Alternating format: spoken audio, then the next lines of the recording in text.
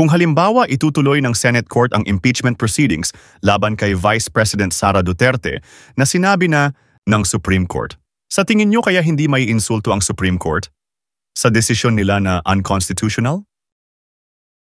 Kung mangyari na ituloy ng Senate Court ang impeachment laban kay Vice President Sara Duterte, ay pwede gumawa ng action ang kataas-taasang hukom kung bakit unconstitutional na nga ang Article of Impeachment ay itinuloy pa rin ng Senate Court. Dito tayo magkakaroon ng constitutional crisis. Kaya hindi pwede baliwalain ang Supreme Court decision. Total sabi ng Supreme Court na hindi naman nila inaabsuelto ang Vice President. Ang sinasabi lang ng Supreme Court na lumabag ang House of Representatives sa one-year bar rule. At pwede naman mag-file ulit ng Article of Impeachment sa darating na Pebrero 2026. So dapat pag-aralan ito ng mabuti sa ating mga senator judges kasi pinakamataas na hukom o Supreme Court.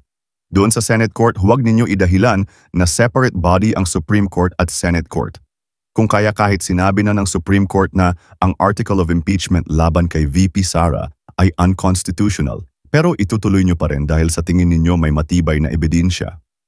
Oo nga, sabihin na natin na may matibay na ebidensya ang prosecution panel, pero labag ang proseso ng Article of Impeachment. So ibig sabihin ba kahit hindi sumunod sa proseso ay tatanggapin nyo na? Kailan pa ang mali naging tama? Tingnan ninyo ang rules and regulations kung nakasunod ba ang Article of Impeachment sa tamang proseso bago sana kayo magdesisyon. At sa sinasabi ni Senator Joel Villanueva, at sinabi rin ito ni Senate President Cheese Escudero, na nangyari na daw ito noon na hindi sinunod ang desisyon ng Supreme Court. At nagbotohan ang Senate Court kung itutuloy pa ba o hindi na. Pero sa botohan na iyon, nasunod din ang ruling ng Supreme Court. Pero ang tanong, paano kung sa botohan na iyon ng Senate Court ay kabaliktaran sa desisyon ng Supreme Court? Dito na tayo magkakaroon ng constitutional crisis. Kasi hindi papayag ang Supreme Court dahil sila ang ating mataas sa pinakamataas na hukom tapos babaliwalain lang ang desisyon nila.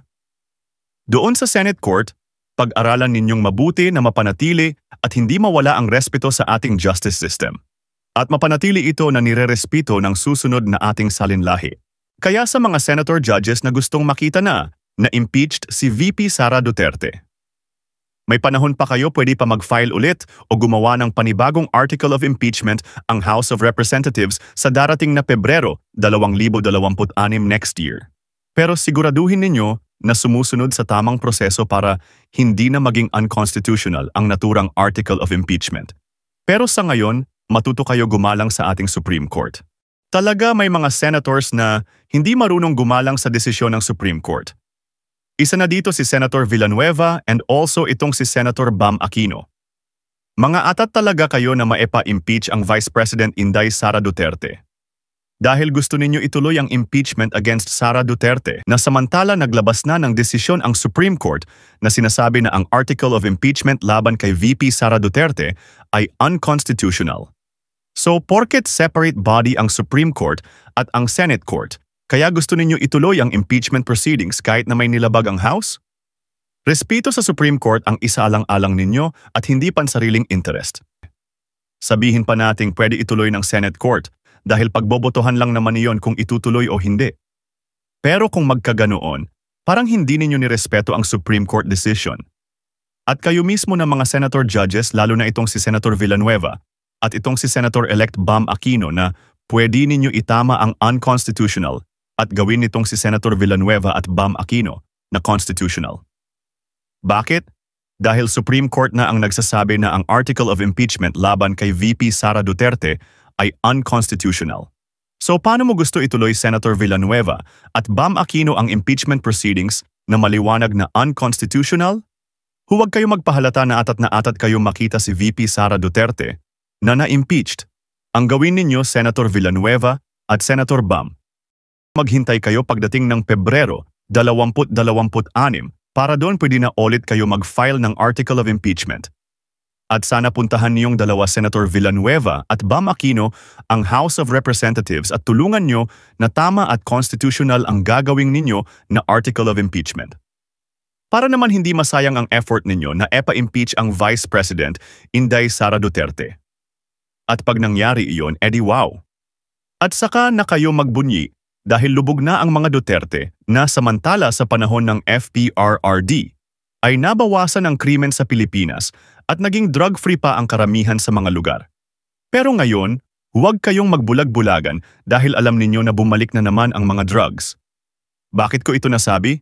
Kasi dati ako barangay official at noon sa time ni FPRRD ay naging drug-free ang barangay ko at ng mga kalapit na barangay ay naging drug-free din. Pero ngayon sa panahon ni PBBM ay bumalik na naman ang mga drugs. Bakit ko nasabi? Kasi marami na naman ang dinadakip ng mga PDEA. Kaya para sa akin Duterte pa din. Sana matauhan kayo mga anti-Duterte. Sir, ano ba ang ipinunto ni Senador Villanueva kaya sinabi nito na maaari pa ring tumuloy ang impeachment trial kahit may decision na ang Supreme Court? June, sui generis ang impeachment court. Ibig sabihin, unique, natatangi at may sarili itong uri o description. Ito ang nilinaw ni Senador Joel Villanueva kasunod nga ng paglalabas ng desisyon ng Supreme Court na unconstitutional o labag sa saligang batas ang naisampang impeachment case kay Vice President Sara Duterte. Labag na nga sa saligang batas tapos itutuloy nyo pa?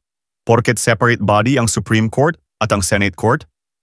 Pero ang Philippine Constitution ba ay separate body din ang ibig sabihin? Na iba ang saligang batas ng Supreme Court? At iba din ang saligang batas ng Senate Court? Ano sa tingin ninyo Senator Joel Villanueva at Senator Bam Aquino?